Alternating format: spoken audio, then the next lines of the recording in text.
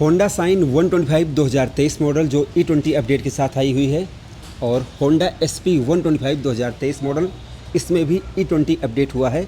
इन दोनों बाइकों में क्या अंतर है, मैं आपको इस वीडियो में पूरी जानकारी देने वाला हूं। सबसे पहले हम बात करेंगे भाई मॉडल और डिज़ाइन की।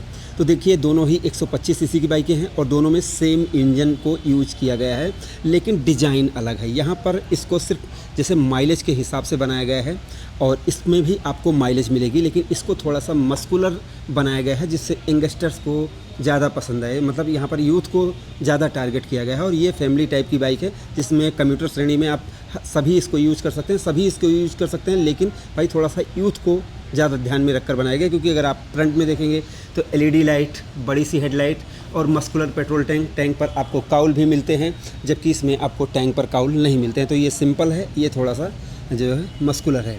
यहाँ पर ये तो हुआ फ्रंट में। अगर आप इसमें देखेंगे, जिसमें आपको हैलोजन बल्ब वाली हेडलाइट मिलती है, इसमें आप देखेंगे आपको LED लाइट मिल जाती है।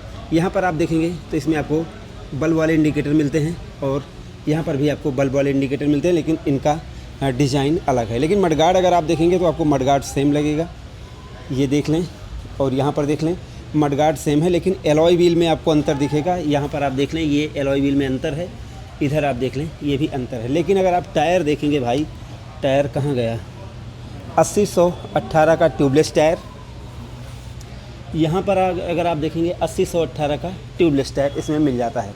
अब हम साइड से कंपेयर करते हैं भाई इन दोनों बाइकों को। ये है SP 125, जिसमें आप देखेंगे यहाँ पर टैंक काउल लगा हुआ है, होंडा का 3D लोगो यहाँ पर है, येलो का स्टिकर है, SP 125 लिखा हुआ है, और वही स्टिकर यहाँ पर गया हुआ है। इसके ग्रैब रेल को आप देख सकते हैं, सीट इसकी अलग है। यहाँ पर आप देखेंगे तो होंडा का 3D लोगो इसमें मिलता है, और इसके स्टिकर कुछ ऐसे हैं, और इसके टैंक पर काउल बिल्कुल भी नहीं है, क्योंकि मैंने आपको बताया ये सिंपल साधारण सी बाइक है। यहाँ पर आपको साइन लिखा हुआ है, ग्रैब रेल और सीट काउल। अगर आप पीछे से देखेंगे भाई तो बैक प्रोफाइल भी इनका बिल्कुल अलग है। यहाँ पर आपको 110 mm का नहीं 100 mm का टायर मिलता है भाई, ये आप देख लें, 180-18 का ट्यूबलेस टायर मिलता है। और अगर आप यहाँ पर देखेंगे तो 80-118 का ट्यूबलेस टायर मिलता है। तो अगर आप पीछे से देखेंगे तो इसका पैटर्न भी अलग है, इस वाली बाइक का पैटर्न अलग है, इसलिए यहाँ पर ये थोड़ा सा चौड़ा आपको दिखेगा और ये थोड़ा सा पतला दिखेगा, लेकिन बैक प्रोफाइल बिल्कुल अलग है। और अगर आप इधर से देखेंगे तो आपको थोड़ी सी ज़्यादा मस्कुलर दिख रही होगी। SP 125 मैं इधर से आपको दिखा रहा हूँ, तो यहाँ पर थोड़ी सी ज़्यादा मस्कुलर दिखेगी SP 125। अब मैं लेफ़्ट साइड व्यू दिखा रहा हूँ SP और साइन का, और आप बताएं भाई आपको बाइक कौन सी पसंद आ रही है, आप लोगों की क्या राय है इन दोनों बाइकों को लेकर, आप लोग अपनी राय ज़रूर दें। साइड व्यू मिरर सेम रखे गए हैं, क्लच लीवर, और मैं नज़दीक से दिखाना चाहूँगा आपको, जैसे ये हैंडल बार और ये स्विच, ये सारी चीज़ें दोनों बाइकों की सेम है, यहाँ पर कोई अंतर नहीं है।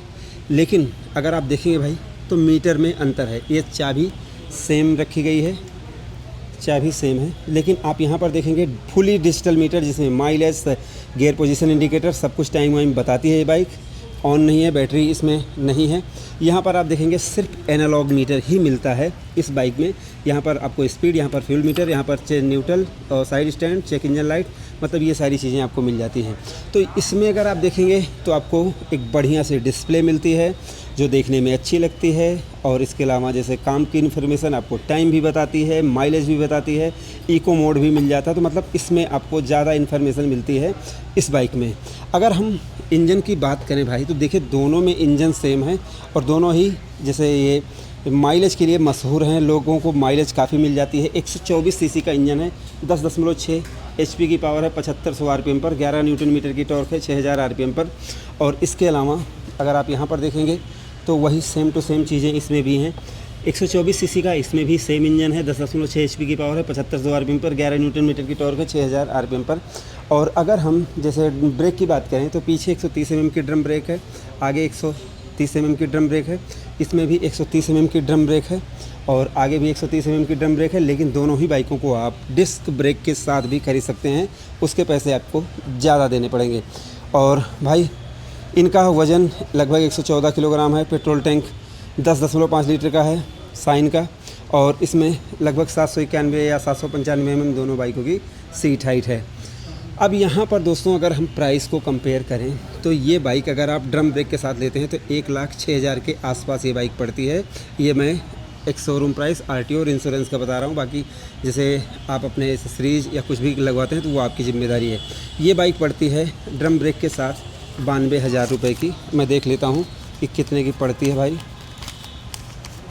हाँ तो भाई ड्रम पड़ेगी आपको 92,749, तो लगभग भाई 8 से 9,000 रुपये का अंतर है ड्रम ब्रेक वाली बाइक में।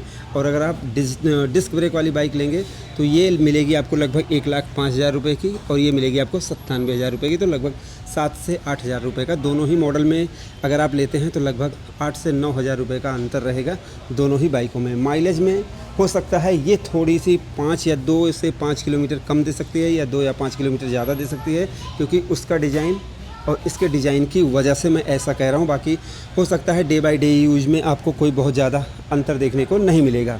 तो ये है भाई इन दोनों बाइकों का कंपेयर। आपको दोनों में से कौन सी बाइक पसंद आई है आप लोग कमेंट सेक्शन में ज़रूर बताएं। वीडियो अगर आपको पसंद आई हो तो प्लीज़ आप इस वीडियो को लाइक करें, शेयर करें, और आप अपने इस चैनल को Rahul versus Mintu bike one by Mintu and Rahul को सब्सक्राइब करके बेल आइकन को जरूर दबाएं। तो हमारी इस वीडियो को देखने के लिए आपका दिल से धन्यवाद। आपका दिन शुभ रहे। धन्यवाद।